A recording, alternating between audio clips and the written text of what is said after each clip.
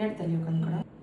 வணக்கம், நான் உங்கள் டாக்டர் ஆஷா நவீன் பேசுகிறேன். இன்றைக்கி இந்த ப்ரெக்னென்சி கார்டு காமிக்க எனக்கு ரொம்ப ரொம்ப ரொம்ப ஹாப்பி. ஓகே, தேங்க்யூடா. நீ தள்ளி உட்காந்துக்கோ, சும்மா அங்கே உட்காந்துக்கோ. என்னென்னா இவங்களுக்கு வந்து இப்போ கல்யாணம் ஆகி இது வந்து 6வது வருஷம் நடக்குது. 5 years கம்ப்ளீட்டட். 2022 மே மாதம் என்கிட்ட வந்தாங்க. இவங்களுக்கு என்ன ஒரு ஸ்பெஷல் அப்படின்னு சொன்னால், இவங்க வந்து என்னோட கணவருடைய ஒரு சகோதரன். இவங்க ஹஸ்பண்ட் இவங்க வந்து மாதம் ஆகிட்டு இதற்கு எத்தனை தடவை அபார்ஷன் ஆச்சு? சத்தமாக பேசலாம். 5 times அபார்ஷன் ஆயிருக்கு. எல்லாமே 2.5 மாதம் 2 மாதத்தில் 2 மாதம் 2.5 மாதத்தில். எதனால் அது ஆச்சு அப்படின்னு சொன்னால், இவங்களுக்கு கர்ப்பப்பை வந்து இப்படி இருக்குன்னா நடுவில் வந்து ஒரு செப்டம் இருந்தது. இவங்க அந்த செப்டம்ன்றது ஒரு தடுப்பு செவர் மாதிரி. இப்படி இருக்கிற கர்ப்பப்பையில் இவ்வளோ பெரிய ரூமில் குழந்தை வளர்கிறதுக்கும் இப்போ தடுப்பு செவர் இங்கே ஒரு குட்டி கேப் இருக்கும்போது அதில் குழந்தையால் வளர முடியல, அது வந்து ஸ்ட்ரெச் ஆகலன்னு சொல்லி அபார்ட் ஆச்சு. அப்புறம் இவங்க வந்து எங்களுக்கு 2022 வந்து மருந்து எடுத்தாங்க. அப்புறமும் கன்சீவ் ஆனாங்க, ஆனால் அபார்ட் ஆயிடுச்சு. அப்போ வந்து என்ன சொன்னோன்னா, என்னோட பிரதர்-இன்-லாவும் நாங்களும் டிஸ்கஸ் பண்ணிட்டு என்ன சொன்னோன்னா, நீங்கள் வந்து வெள்ளூர் சிஎம்சியில் ரொம்ப நல்லா அந்த செப்டல் ரிசெக்ஷன் பண்ணுவாங்க. ஸோ நீங்கள் அங்கே போயிட்டு அந்த செப்டத்தை மட்டும் ரிமூவ் பண்ணிட்டு வந்துட்டா உள்ளே வந்து ஸ்பேஸ் இருக்கும் குழந்தை வளர்கிறதுக்கு. ஸோ நீங்கள் போய் அதை எடுத்துட்டு ட்ரை பண்ணலான்னு சொன்னால், ஆனால் எடுத்துட்டு என்கிட்ட உடனே வரல. சிஎம்சிலே கொஞ்ச நாள் ட்ரீட்மெண்ட் எடுத்துகிட்டு இருந்தாங்க. அவன் தானே நார்மல் ஆயிரும், அது நார்மலாகவே கன்சீவ் ஆயிருன்னு சொல்லி டாக்டர் சொல்லிட்டான்னு விட்டுட்டாங்க. அப்புறம் ஒரு வருஷம் கழிச்சு தான் என்கிட்ட வந்தாங்க. ஒரு வருஷம் கழிச்சு என்கிட்ட வந்துட்டு இவங்களுக்கு இதே தான், அந்த செப்டம் ரிமூவ் பண்ணிட்டா இயற்கையாகவே நீங்கள் கருத்தரிச்சிருங்க. கருத்தரிச்சா இயற்கையாகவே நீங்கள் வந்துட்டு இவங்களுக்கு கன்சீவ் ஆகிறதே ப்ராப்ளமாக இல்லை. இந்த 5 வருஷத்தில் இவங்க நினச்சா டக்குன்னு கன்சீவ் ஆவாங்க. இவங்க தான் பயந்துட்டு சேர்ந்துலாமல் இருந்தாங்க இல்லையா அப்பெல்லாம். ஆனால் செப்டம் ரிமூவ் பண்ணதுக்கப்புறம் பார்த்தா இயற்கையாக கன்சீவ் ஆகலை. 1 year கழிச்சு தான் திருப்பி வந்தாங்க. இப்போ நம்ம மருந்து திருப்பி ஆரம்பித்து ஒரு 7-8 மாதம் ஆயிருக்கும். மேடம் எவ்வளோ நாளாக இருக்கும்? 6 months ஆச்சு. 6 monthsல வந்துட்டு என்ன பிரச்சனைனா, அவங்க வீட்டுக்கார் வந்து 45 நாள் ஃபாரினில் வேலை பார்ப்பாங்க, 45 நாள் இந்தியாவில் லீவில் இருப்பாங்க. அதனால எனக்கு அந்த கரெக்டாக கிளிக் ஆகிறதுக்கு சான்ஸ் கிடைக்கல. அப்புறம் பார்த்தா இப்போ நல்லபடியாக போன மாதம் தான் தம்பி வந்தா, அப்படி இந்த மாதம் வந்துட்டு கரெக்டாக கன்சீவ் ஆகிட்டாங்க. ரொம்ப ஹாப்பி. இந்த தடவை கன்சீவ் ஆனோடனே வேலையாக என்ன பண்ணேன்னா, போன தடவை சொல்லியிருந்தேன், நான் மாதம் ஆகிட்டா நான் நேராக எப்படியாவது உங்கள் வீட்டுக்கு வந்துடுவேங்க்கா, நான் அங்கேயே இருந்து என்னை குழந்தை பிறக்கிற வரைக்கும் மட்டும் நீங்கள் நான் பார்த்துக்கோங்கன்னு சொல்லிட்டு, நான் வந்து யாருனே ஊர் பேர் தெரியாத முகம் தெரியாதவங்களே, நானும் சித்ராலாம் ஒரு தடவை ஞாபகம் இருக்க சித்ரா, அந்த திண்டுக்கல் பேஷண்ட்டு அப்படியே இங்கே இருந்து நம்ம டைனிங் ஹால்லேயே கொண்டு போய் ஒரு பாயை போட்டு படுக்க வச்சு மெடிசன் 1 மணி நேரத்துக்கு ஒரு சித்ராவே கொடுத்து அவங்களுக்கு 5வது மாதம் அபார்ட் ஆயிரும். அவங்க 47 வயசுல தான் கன்சீவ் ஆனாங்க. என்கிட்ட ஹையஸ்ட் ஏஜ் கன்சீவ் ஆனது வந்து அவங்க தான். 47 வயசுல மாசமானாங்க. அவங்க வந்துட்டு என்ன பண்ணிட்டாங்க, பயங்கரம் பயந்துட்டாங்க. 7வது மாதம் அவங்களுக்கு கர்ப்பவாய் திறந்துருச்சு, குழந்தை பிறந்துடும், காப்பாற்ற முடியாத குழந்தைன்னு சொல்லிட்டாங்க. திண்டுக்கல்லேருந்து காரை வச்சுட்டு வந்துட்டாங்க. அவங்க திண்டுக்கல்லேருந்து அந்த அம்மா அப்படியே படுக்க வச்சுட்டு ஃப்ரெண்ட் சீட்டில் கார் ரேஷிங் வந்துட்டாங்க. அவங்க வந்து ஆல்மோஸ்ட் வலியெல்லாம் வந்துருச்சு. நாங்கள் அப்படியே கொண்டு போய் உள்ளே படுக்க வச்சு ஹோமியோவில் இந்த மாதிரி அபார்ட் ஆகாமல் இருக்கிறதுக்கு சில மெடிசன் இருக்குது. அது எல்லாமே நான் கொடுத்தேன். சபைனா அந்த அலெக்ட்ரிஸு அதெல்லாம் பயங்கரமாக பார்த்ததில்ல, எல்லாம் கொடுத்து அந்த கர்ப்பவாய் அது வந்துட்டு அந்த 2 centimeter தான் இருக்குது அந்த சர்வைக்கல் லென்த்துன்றது. நாங்கள் மருந்து கொடுத்து திருப்பியும் படுக்க வச்சே ஒரு 1.5 நாள் ஃபுல்லாக வச்சே இருந்து திருப்பி ஸ்கேனுக்கு போய் பார்த்து ஓகே பெயின்லாம் இல்லை, அப்படியே செட்டில் ஆயிடுச்சு, அப்படியே அமைதியாச்சுனதுக்கப்புறம் அவங்க அனுப்பிச்சானா டெலிவரி வரைக்கும் உள்ளங்கையில் வச்சுதான் ஆம்பளை பையன் பிறந்திருக்கு. திண்டுக்கல். நீ ஏன் திண்டுக்கல் தானே? அது என்னமோ திண்டுக்கல்காரங்களுக்கு எனக்கும் நீங்களும் திண்டுக்கலா? இல்லை நீங்களும் திண்டுக்கலா? அது என்னமோ திண்டுக்கலுக்கும் எனக்கும் ஒரு பயங்கரமான ராசி இருக்கு. திண்டுக்கல்லேருந்து இது வரைக்கும் நான் அவ்வளோ பேரை கன்சீவ் ஆக்கியிருக்கேன். அண்ட் திண்டுக்கலுக்கு வந்து ஆக்சுவலி நான் எப்போவுமே ஒருத்தவங்களை கன்சீவ் ஆக்கும் போது ரூமில் இன்னொருத்தவங்களை கூப்பிட்டு கூட வச்சுக்குவேன். ஏன்னா வளக்காப்பு போடும்போது குழந்தைக்கு ஆசைப்படுறவங்களுக்குலாம் வளக்காப்பு போட்டுவிடுவாங்க. ஏன்னா அந்த ராசி உடனே அந்த பாசிட்டிவ் வைப்ஸ் அவங்க மாசமாயிருவாங்கன்ட்டுன்னு. அது மாதிரி நான் இவன் மாசமானவொடனே நான் யாராவது வெளியே இருக்காங்களா சொல்லுங்கள் கூப்பிடுங்கன்னு சொல்லி கூப்பிட்டோம். ஒரு பேஷண்ட் இன்னொருத்தவங்க தான் அவங்க இல்லைன்னொடனே சரி இவங்கள கூப்பிட்டோம். பார்த்தா இவங்க வந்துட்டு இவங்களும் திண்டுக்கலாம். அது இன்னமும் திண்டுக்கல்ல இருந்து ஹையஸ்ட் 47 வயசு 18 வருஷம் கழிச்சு கன்சீவ் ஆனது, 20 வருஷம் இப்படிலாம் என்கிட்ட ஆனதெல்லாம் திண்டுக்கல் தான். அது திண்டுக்கலுக்கு எனக்கு ஏதோ இருக்குது. மேபி திண்டுக்கல் தாண்டி தான் நான் பழனி கோயில் போவேன், பழனி முருகன் கோயில். அதனால இந்த திண்டுக்கல் தொட்டு போகும்போது ஒவ்வொரு தடவையும் அந்த ஃபீலிங் இருக்கும். அதனாலயான்னு தெரியல. இவ வந்து என்ன பண்ணிட்டா, திண்டுக்கல்லேருந்து மாமியார் வீட்டிலேருந்தியா, திண்டுக்கல்லேருந்தியா மாமியார் வீட்டில் திருச்சியிலேருந்து ஃபோன் பண்ணா. அக்கா நான் மாதம் ஆகிட்டேன், 37 நாள் ஆச்சு, 37 நாள் ஆச்சு அப்படின்னு சொல்லிட்டு, இதை காலையில் எனக்கு இந்த ப்ரெக்னென்சி கார்டை என் நம்பருக்கு அனுப்பியிருப்பா போல. நான் வாட்ஸ்அப்பே பார்க்கவே இல்லை. அப்புறம் அனுப்பிச்சதே பார்த்தா சூப்பர்டா சூப்பர் அப்படின்னு. அக்கா எனக்கு இங்கே இருக்கும்போது பயமாக இருக்குது, நான் அங்கே வந்துட்டேன்னா எனக்கு கொஞ்சம் நிம்மதியாக இருக்கும்னா. நீ உடனே மெதுவாக காரை வச்சுட்டு ஃப்ரெண்ட் சீட்டில் சீட் பெல்ட் போட்டு சாய்ச்சிட்டு மெதுவாக குழுங்காமல் அப்படியே வந்து வீடு சேர்ந்துருந்தேன். அவங்க அக்கா திண்டுக்கல்லேருந்து கிளம்பி போய் 4 அக்கா தங்கச்சிங்களோட பிறக்கிறது தான் முக்கியம் போல. எத்தனை பேர் உங்களுக்கு? 5 பொண்ணுங்க. இவங்க வந்துட்டு 4 அக்கா தங்கச்சிங்களோட மூத்த அக்கா வந்து அழகாக வந்து திண்டுக்கல் போய் சேர்ந்து நேற்று இவங்களை கூட்டிகிட்டு வந்தீங்க விட்டுட்டு இன்னைக்கு விடிகால கிளம்பிட்டாங்களாம். என்னை பார்க்காமே கிளம்பிட்டாங்க. சண்டை அவங்களோட. அவங்க வந்து நான் கொஞ்சம் ரூம் விட்டே வெளியே லேட்டாக வந்தேன். அவங்க வெளில கிளம்பிட்டாங்களா? Early morning கிளம்பிட்டாங்களாம். அவங்க கூட ஒரு பொண்ணை கூப்பிட்டுருந்தாங்க. அந்த பொண்ணு வந்துட்டு காலேஜ் படிக்குதுங்க. ஆனால் நான் வீட்டுக்கு போகணும்னு அழுது. கல்யாணம் பண்ணி போகும்போது வீட்டுக்காரனால என்ன ஆகும்னு தெரில. அந்தளவுக்கு அம்மா ஹோம் சிக்காக இருக்குது, அம்மா கூடயே இருக்கும்போது. அப்புறம் நேற்று நைட்டு வந்துட்டு இங்கே வந்ததுக்கப்புறம் அக்கா எனக்கு இனிமேல் பயமே இல்லைக்கா, 10 மாதத்தில் எப்படியா என் குழந்தைய மட்டும் எடுத்து என் கையில் கொடுத்துருங்கக்கான்னு சொன்னால் ஒரு தாயோட ஏக்கம், தாய்மை அடையிறதோட ஏக்கம் வந்துட்டு நான் இவக்கிட்ட அதை ஃபீல் பண்ணேன். 10 மாதம் என் குழந்தைய மட்டும் எடுத்து கையில் கொடுத்துருங்கக்கா, நான் இங்கேயே இருந்துக்கிறேன்னா. நான் சொன்னேன் அந்த 3 மாதம் தாண்டிட்டாலே அவளுக்கு பயம் இருக்காது அப்படின்னு சொன்னான். இனி கர்ப்பப்பை நல்லா இருக்கு, உள்ள வளர்றதுக்கு இடம்லாம் இருக்கு. இனி அது 10 மாசத்துல அறிவோட ஆரோக்கியத்தோட நீண்ட ஆயுளோட உலகம் போற்றும் குழந்தை உன் கையில கிடைக்கும். நீ அதுக்கு கவலைப்படக்கூடாது, அதுக்கு நீ எமோஷனே ஆகக்கூடாது. அவள் ஹஸ்பண்ட் வந்து இங்கே இல்லை, ஆக்சுவலி துபாயில் இருக்கார். இதை ஷேர் பண்ணிட்டியா? ஏன்னா அந்த பையனும் பாவம் ஒவ்வொரு தடவை ஒய்ஃப் கன்சீவ் ஆகிட்டாங்கன்னு சொல்லுவான். எல்லாத்தையும் ஃபோன் பண்ணியே சொல்லிடுவோம். ஆனால் 3ஆம் மாதத்தில் அது போயிடுச்சுமா. அவன் என்ன பண்ணுவான்? அவனுக்கு இவளுக்கு வந்து அவர் ரொம்ப நல்லவங்கக்கா, அவங்க கூட வேற கல்யாணம் பண்ணிங்களா கூட குழந்தைய இல்லாம கூட பரவாயில்ல, நான் அவன் கூட எப்பயுமே உனக்கு நீ எனக்கு ரொம்ப கிஃப்ட். அழுதுகிட்டே சொல்றான். சந்தோஷமா தானே இருக்கு. இப்ப எதுக்கு அழுகிற? அவ வந்து சொன்னா, ஆக்சுவலி நான் ஏசி ஆஃப் பண்ண விட்டேன். அவள் வந்து என்ன சொல்லியிருக்கான்னா, ஆக்சுவலி அவள் சொன்னா, நீங்கள் வந்துட்டு யாரையாவது கல்யாணம் பண்ணிக்கோங்க, என்னால் தான் உங்களுக்கு இப்படியாது, அவர் ரொம்ப நல்லவருக்கா, அவர் குழந்தை வேணும்ல.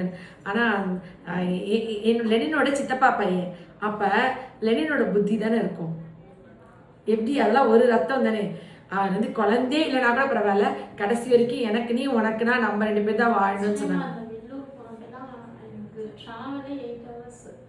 அங்கே போய் வெயிட் பண்ணுறது அதை விட ஒரு 100 பேருக்கு மேலே இருக்காங்க. ஒவ்வொரு செக்ஷனுக்கும் போட்டு அவ்வளோ ரிட்டர்ன் வர்றப்பெல்லாம் அப்படி அழுது முடியல. வேணாப்பா தயவுசெய்து நீங்கள் வேறு ஏதாச்சும் பண்ணிக்கீங்க, நான் இப்படி எல்லா டைமுமே ஒவ்வொரு டைமும் மிஸ்கரேஜ் ஆகிறப்ப அவங்க சப்போர்ட் இல்லை. நான் ஜீரோ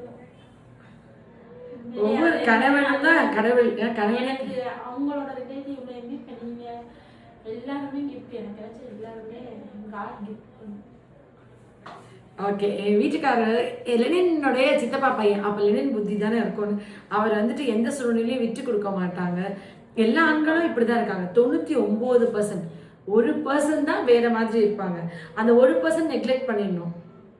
99% நான் பார்த்த என் ஃப்ரெண்ட்ஸ் சர்க்கிளில் இருந்தாலும் நிறைய பேர் இவங்க அளவுக்கு யாரும் நான் ஈக்குவலே பண்ண முடியாது. கண்டிப்பாக காக்கிக்கு தன் குஞ்சு பொன் குஞ்சு அவங்களுக்கு அவங்கவுங்க வீட்டுக்கார சூப்பர். அதாவது ஆண்கள் வந்து 99% இப்படி தாண்டா இருப்பாங்க, 1% தான் வேற மாதிரி இருக்கும். திருச்சியிலே ட்ரீட்மெண்ட் செகண்ட் டைம் மிஸ்கரேஜ் ஆனப்போ போயிருந்தோம். என் தங்கச்சி அங்கே ஒர்க் பண்ணியிருந்தாங்க. அந்த ஹாஸ்பிட்டல் டாக்டர் 2 பேர் லவ் மேரேஜ் தான். இந்த அளவுக்கு கேர் பண்ணி 2 பேர் லவ் மேரேஜ் அப்படின்னு கேட்டாங்களா? அரேஞ்ச் மேரேஜ்னாலும் கல்யாணம் பண்ணதுக்கப்புறம் இருக்கிற லவ் வந்து நிரந்தரமான லவ்ப்பா. இதை எனக்கு இந்த ப்ரெக்னென்சி கார்டை இங்கேருந்து காமிக்கிறேன், பார்த்துக்கோ தம்பி. உன் ஒய்ஃப் வந்து மாசமாயிட்டா. மாசமானது மட்டும் இல்லை, 10 மாசத்துல இந்த வீடியோ பார்க்குற எல்லாரோட ஆசீர்வாதமும் உங்கள் 2 பேருக்கு இருக்கும். நிச்சயமாக எல்லாருமே வாழ்த்துங்க, ஆசீர்வாதம் பண்ணுங்கள். இவங்களுக்கு அறிவோட ஆரோக்கியத்தோட நீண்ட ஆயுளோட உலகம் போற்றும் குழந்தை பிறக்கணும். இவங்களோட உட்காந்துருக்க இந்த கப்பலும் அடுத்த ப்ரெக்னென்சி உங்களோட கார்டு நான் போடும்போது நிச்சயமாக நீங்கள் வாட்ஸ்அப்பில் அனுப்பிங்களா, நேரில் அவர் கொண்டு வரீங்களா ப்ரெக்னென்சி கார்டை? நீங்கள் வந்து கன்சீவ் ஆகிட்டா போதுன்ற மனநிலைமையில் இருக்கீங்க. இல்லை நீங்கள் நேரில் வந்தீங்கன்னா நான் சொல்லுவேன்ல, அப்போ இந்த மாதிரி ப்ரெக்னென்சியோட ஒருத்தவங்க கூட உட்காந்துருந்தாங்க, அவங்க தான் இப்போ மாசமாக இருக்காங்கன்னு. இல்லை வீடியோ போடும்போது சொல்லிடுறேன், இவங்க கூட இருந்தாங்க. என்ன எனக்கு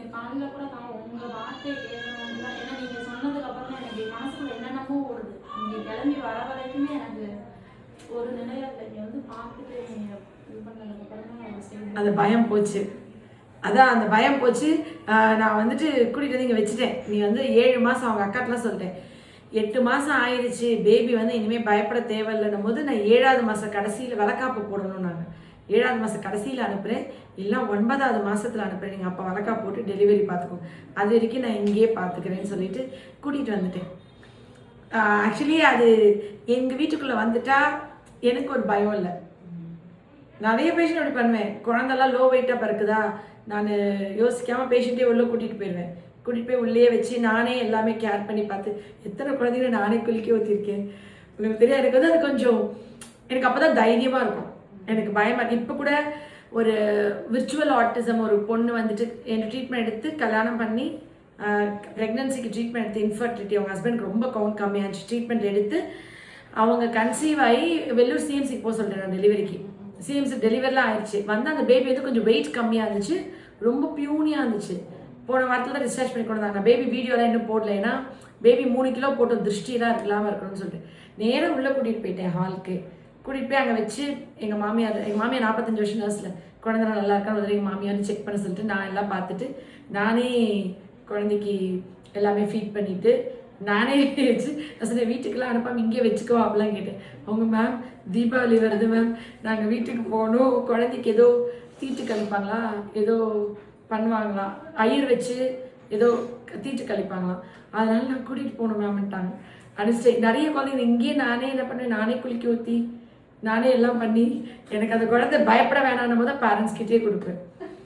எங்கள் இவங்களும் தெரசாவோட நாத்தனார் குழந்தையெல்லாம் நானே இங்கே குளிக்க ஊற்றிருக்கேன். எத்தனை நாள் காலில் போட்டு நானே குளிக்க ஊற்றிடுவேன். எனக்கு அது வந்து கொஞ்சம் கான்ஃபிடென்ட்டாக ஃபீல் பண்ணுவேன். பேபி நல்லா இருக்குது, இனிமேல் பயப்பட தேவையில்லாம பேரண்ட்ஸ் கிட்ட அதை ஒப்படைச்சிருங்க. நிச்சயமாக அது வந்து சம்டைம்ஸ் ஒரு 100 குழந்தைல ஒரு குழந்தை நான் குளிக்க ஊற்றிருப்பேன், 99 பேர் நான் ஊற்றிருக்க மாட்டேன். அதுக்காண்டி என்ன கொச்சிக்காதீங்க. அது வாய்ப்பு இருந்தா இல்லை எனக்கு பயமாக இருந்தா நீங்களே குழந்தைய சூப்பராக பார்த்து கொண்டு வந்துடுறீங்க. ரொம்ப வருஷம் கழிச்சு குழந்தை வரனால சிலருக்கு தெரியாமல் வராங்களா, அதுக்கு மட்டும் சொல்லி கொடுக்கறதுக்காண்டி நானே பண்ணிடுவேன். அது எனக்கு ஒரு திருப்தி. எனக்கு நான் இது ரொம்ப மேம், நான் அஸ்வின் பிறந்து ஃபீட் பண்ணிகிட்டு இருக்கேன். அப்போ என்னோட மூத்தாருக்கு பொண்ணு பிறக்குது. அவங்க அம்மா வந்து ஒழுங்காக ஃபீட் பண்ணவே இல்லை, ஏதோ அழுதுகிட்டே இருக்கேன், எங்கேயோ இருக்காங்க எங்கன்னே தெரியல. நான் ஃபீட் பண்ணிட்டேன். பேபி இஸ் அ பேபி, அதனால எனக்கு அது தெரியாது. அஸ்வினுக்கு ஃபீட் பண்ணிட்டு கொஞ்சம் நேரத்தில் கழிச்சு கூட அவங்களுக்கு கத்துறேன் கூப்பிட்றேன் அவங்க வரல. எனக்கு அவங்க ஏதோ ரீசன் சொல்கிறாங்க, நானே ஃபீட் பண்ணிட்டேன். ஆனால் அவங்க அப்போ அதை கோச்சிக்கிட்டாங்க. அவங்க அதை ஹாப்பியாக ஃபீல் பண்ணல. எங்கே அடுத்தவங்க பாசம் போயிடணும்னு எல்லாரும் குழந்தைங்க நினைப்பாங்கல்ல, எனக்கு அதெல்லாம் தெரியாது. பசிக்குது குழந்தைக்கு ஃபீட் பண்ணணும், நான் ஃபீட் பண்ணிட்டேன். மேபி இப்போ அவங்க அதை மறந்து கூட இருக்கலாம், இல்லை அதை அவங்க சீரியஸாக ஹர்ட் ஆகாமல் கூட இருந்திருக்கலாம். பட் அவங்க நீ என்னையே கூப்பிட்டுருக்கலாமே, அப்படின்னா கூப்பிட்டுட்டே இருந்து நீங்கள் வரல அப்படின்னு சொல்லிட்டு நான் ஃபீட் பண்ணிட்டேன்னு சொல்லி.